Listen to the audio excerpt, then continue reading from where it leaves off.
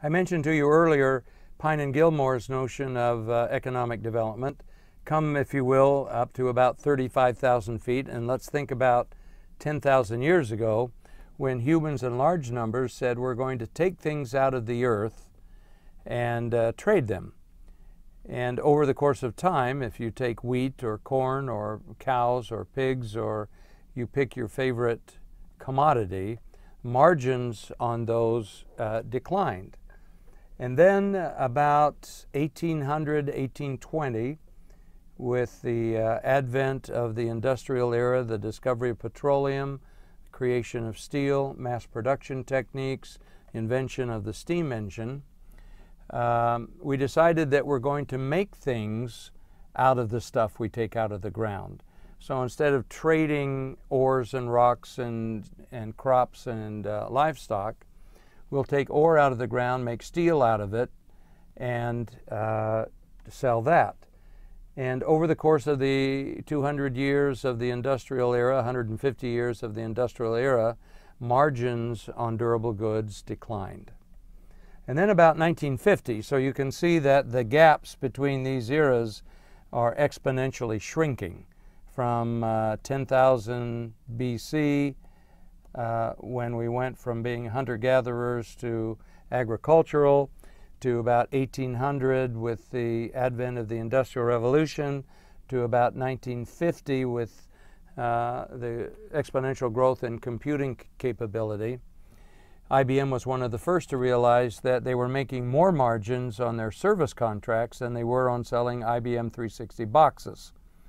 So you can see that during the course of the industrial era, the margins on durable goods declined. So Pine and Gilmore argue that in the experience economy, people will pay you large amounts of money simply for the time that they spend with you.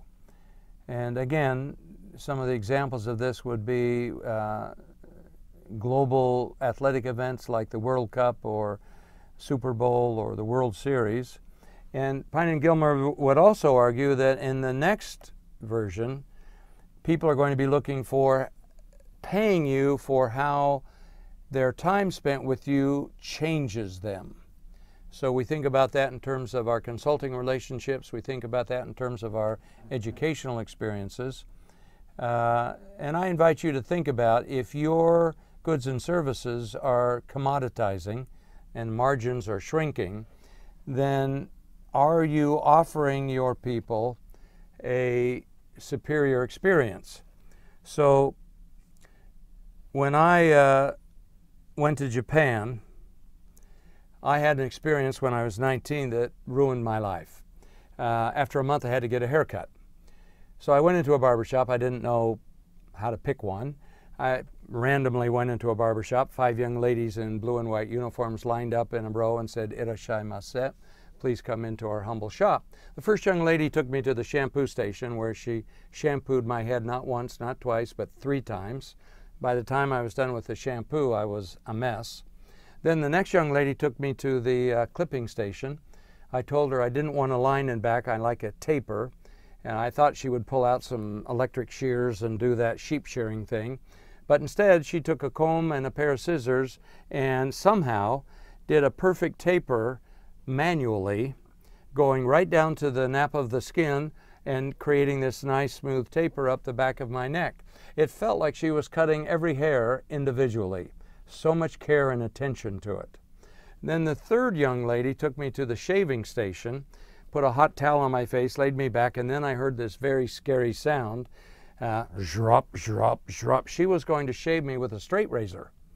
I'm going like, uh-oh, I hope she knows what she's doing. Well, she put some hot lather on, she shaved my cheeks, shaved my neck, and then, to my surprise, she shaved my forehead, she shaved between my eyes, she shaved my earlobes, she shaved my nose. There was not an extra hair on my head anywhere. She even clipped the hair out of my ears and out of my nose, something even my wife won't do. So I'm like, wow, that's different. Then the fourth young lady took me to what I then discovered was sort of the differentiator between shops, and that is a characteristic head and neck massage. So some people would use the air puffball technique, make a nice little rubber ball on your shoulders. Some people would use the limp finger technique. None of them brought out this typical American 12-pound electric vibrator. They did it the old-fashioned way by putting their elbows on your shoulders and rubbing and shaking their hands. That was extraordinary. And then, instead of blowing the hair off, they used vacuum cleaners to vacuum around your neck, through your hair, to get all of those loose hairs out. And then the fifth young lady took me to the grooming station, where she put everything in place, made it smell really good, and they all lined up and said, $1 US, please. Will you please come back again? I'm going like, can we do it right now? It was wonderful, but it ruined my life, because up until that point, my experience getting a haircut was lining up with other men and boys in an elderly gentleman's barbershop. He had on a semi-translucent nylon smock, black and white television up in the corner of the shop showing football reruns. He had a pair, he was maybe 70 years old himself, and he had a pair of scissors that looked like they were made in 1920, rusted here and there. And as he cut, you could feel hair being jerked out of your scalp. Occasionally he would jab you with the blood coming out, say, oh, sorry, let's get that, wipe that off. It's okay, don't worry about it. Zip, zip, big electric vibrator, big shears, in and out in 15 minutes, $15, all done. But when I had a Japanese haircut, I realized how good it could be. And it's ruined my life, because for 40 years now, I've been searching for a Japanese haircut in America, and it's not to be had at any price. I found close, not quite. But to get that kind of service, you have to be thinking about the customer experience. If you jab the customer, that's a bad thing. If you accidentally pull the hair out, it's a bad thing. If you accidentally poke them in the eye, or you trip over them, or you drop the vibrator in their lap, bad things. So if you're focused on the customer experience, with the assumption that the quality of the good or service is going to be up to a commodity level standard, then you've got a sustainable competitive advantage. Well, I wonder if in your business, with your particular function, you're delivering to your customers, whoever they are, a Japanese haircut. Or do you give them a kick in the shin and a poke in the eye and expect them to be happy about coming back and giving you more money?